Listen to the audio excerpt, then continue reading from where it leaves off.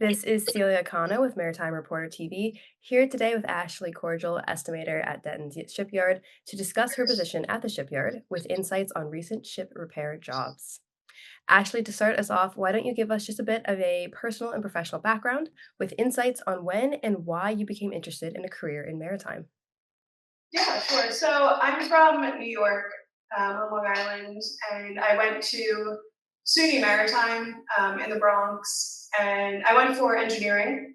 So I got a engineering license through the Coast Guard, and I decided I worked for 4 years to get it. I might as well sail on it. So I worked on ships, and yeah, I sailed for 5 years as an engineer for Military Sealift Command, and yeah. Awesome. And that kind of leads me right into my next question, which I was going to ask you more about your time with MSC.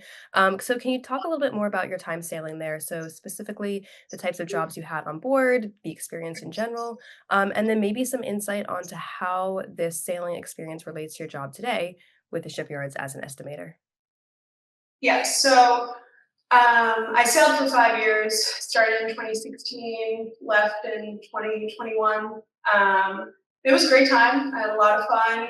I was an engineer, so I was down in the engine room, and um, yeah, I was on watch for a few years, rotated watches, took care of like fuel systems, the oil systems, the water systems, and then I moved over to day work, so I had more of a normal life on the ship, and I was able to, get a good night's sleep finally. It really helps my estimating job because I worked on all this equipment that I'm now pricing to fix. So I know the systems. I know the layout of these ships because a lot of the ships we do are government. So military seal command is government. So I sailed on the ships, and it it gives me a good insight as to where equipment is, how to remove it, what the equipment even is. So that's a big one that like you don't think about that. Oh, I don't know what this specific pump is, or what it even the size of it or anything. So having sailed definitely helps with estimating. Yeah, it sounds like that was an incredibly formative time. And so, what then led to your decision to stop sailing and come ashore? And specifically, what attracted you to a career at Denton Shipyards? So pretty much everyone in my life was starting to have really big personal developments and having kids and getting married, and I was just missing everything. So I was gone for a while at a time, and I was like, I'd rather be home and experience that with everybody than be out at sea, even though I love it and I miss it to this day. And I think it'll be kind of one of those things, like a nostalgic thing that you're always, you always long for.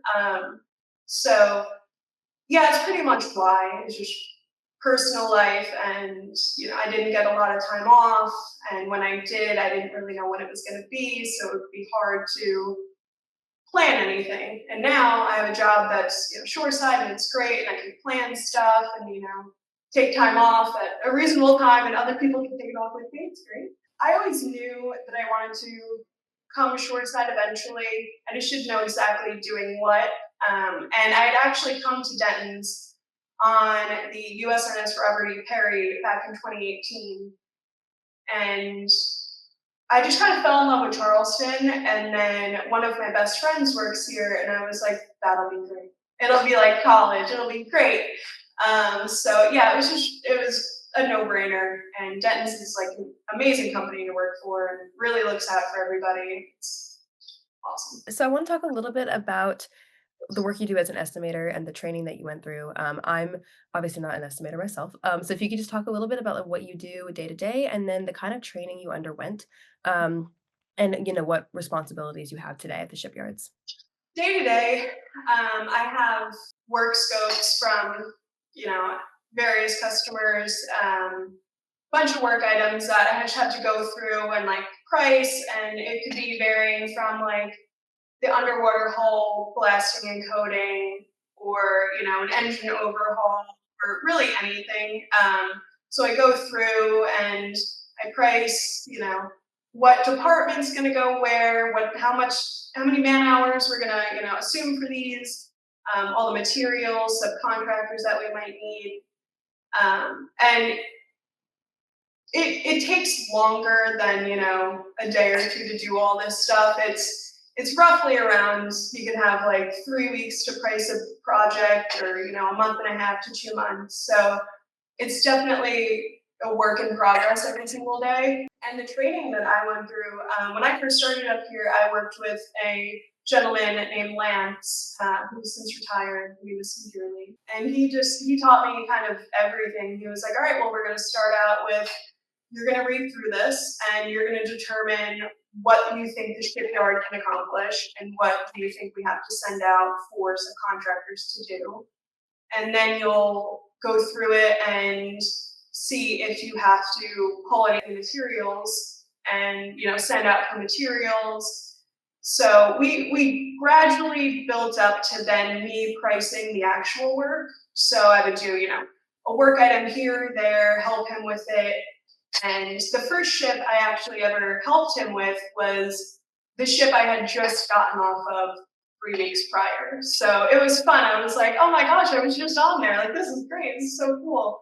So yeah. So I guess kind of building off of that a little bit, you talked about how it takes, different amounts of time to price different projects and things like that. And so when you're, every ship and repair job is obviously very different. But I was thinking particularly on older ships, you never know what you might find once your team starts opening up the ship. So to Right. you, what are the keys to ensuring that a ship repair job is estimated with the greatest accuracy? Pretty much we rely heavily on the customer to let us know as much information as they possibly have, because that'll really help. Sometimes they won't tell us that there's asbestos behind, or lead paint, and it's like, if you told us, we would have mitigated this issue long prior to you getting here. So there's things like that, but mostly just an accurate work scope from the customer, really good drawings that'll show you everything and what they need, good references. So honestly, a lot of it comes directly from the customer from the get-go. But then once I receive it and I'll look through it and everything, and if I have questions, then I do not hesitate to go back and send like 15 questions at once, and I kind of just bombard them with questions, not to cause an issue or anything, but to let them know, hey, I am reading through this and I'm doing doing the best. So if you could just give me all this information, and then it'll help me price things. And sometimes if there's too many unknowns, we'll just say, hey, we'll, open it up and do this, but repairs or anything kind of crazy will be like a price after survey situation, where once they get into it, then they can kind of step back and look at it and see all the work that needs to happen, and then then the ship superintendents and project managers will go through it and price that aspect of it and give that to the customer. So I work very closely with production. I kind of get them in the yard and help them, and then production will, if it's not very clear during the bidding process, production will take over and price anything that needs to be done. So I wanted to shift a little bit into the kind of work that you guys do. So, or I guess the kind of customers that you guys primarily work with. So I know you mentioned earlier that you work a lot with the Navy and the government, but I know there's also some commercial work that you guys get. And so, from an estimator's point of view, what are the differences to bidding commercial versus Navy work? For the most part, the quality of work scopes and the duration that you have to bid them. So a lot of the times for commercial, you'll have, 2 to 3 weeks, maybe a month, and then they're kind of like, hey, we want this done quickly. If you price this today, which, at the end of June, we'll be there, mid-July. Where government work will be, you price this now, end of June, we'll be there January, February. So it's a much shorter process with commercial, which does help for subcontracting material wise and everything, because then we don't have to deal with price changes and Can everything. you also discuss, one or two of the most interesting projects you've been involved with at Denton Shipyards? The first one definitely would have to be the SpaceX drone barges. Just read the instructions was the name of one of them, our Mac 3. So that was fun. There was a lot to it. She's a drone bard, so she goes out and catches them and brings them back in. And SpaceX like sent us a preliminary work scope, and then I was like, "Hey, question, question, question," and they were like, "Oh, okay, like let's work on this work scope together then, and like kind of formulate something that would be of use." So it was like, okay, and so that was like really awesome. We had to figure out how to actually get that barge into our biggest dry dock because she was a little bit too wide with there's thrusters on the side, so she was a little bit too wide with those. So it got really interesting trying to get her into the dock and making sure that everything was like priced properly. And I guess another one I'm currently working with is a post shakedown availability with MSC. So she had come out, just got built. She was out for a year, and then they come back and they say, "Hey, we have all these things that we want to fix, and any upgrades we want to do. So if you could go ahead and just price that, that'd be great." So yeah, that's pretty cool to see like everything that happens on a new build ship, right? So like even though she's brand new and should be pristine, there's still so much work that needs to get done on them to ensure that they're really ready to go out into the fleet and do their job. I enjoy it because when you're sailing, it's very much every single day is pretty much the same. Where here it's oh, you have these long bids that you have to put together, but every once in a while you get like an emergency docking or something. So that'll come in and they need pricing back in like a day or two, and they're going to come in really quick, and it's a fast turnaround. So those are fun. Could you provide an example of, a past emergency docking if you've dealt with one? I'm just curious, like, what that situation might look like. Yeah, so sometimes the emergency dockings will be from a stern tube seal leaking.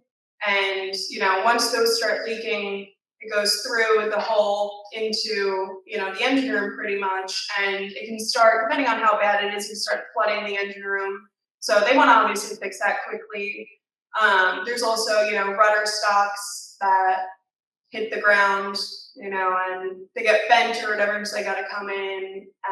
Yeah, so it's just mostly they have to do with propulsion systems, or if the ship had unfortunately ran into a pier, which we have seen. When you're bidding a job, you have to pay close mind to the assets of the yard, so the people, facilities, the capabilities.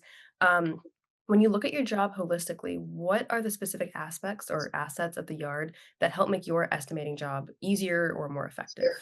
Yeah, so we can work closely with production. All the guys downstairs help immensely.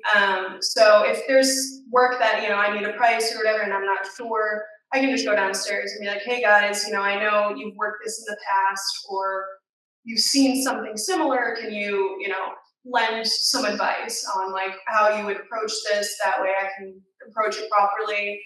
Also, the shipyard itself, we have so many people that work here that are good at their job and out in production doing the everyday nitty gritty of all the repairs.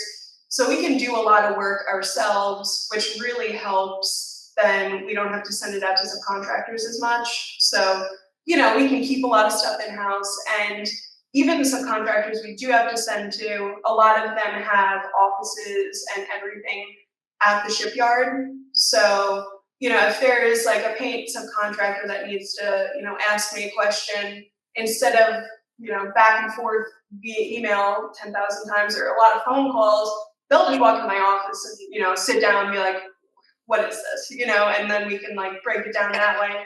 So that really does help pricing things. And, I'll even go to a subcontractor and be like, "Hey, can you stop by to like help me with this?" Or like, "Let me stop by you." And that makes estimating immensely easier.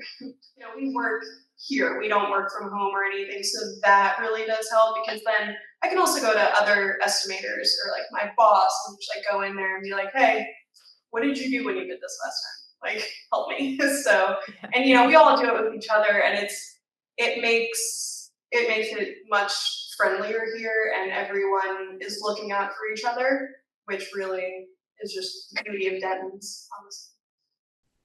Great. Well, thank you so much for taking the time to be here today. Yeah, no, thank you very much for having me.